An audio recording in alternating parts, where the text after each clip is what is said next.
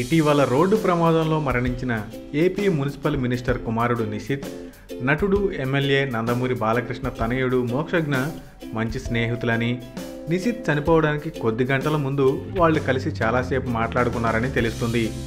నిషిత్ సినిమాలపై చాలా ఇంట్రెస్ట్గా ఉండేవాడట. ఆ రాత్రి బాలయ్య కొడుకుతో నిషిత్ అతని ఫ్రెండ్ చాలాసేపు సినిమాల గురించే మాట్లాడారంట.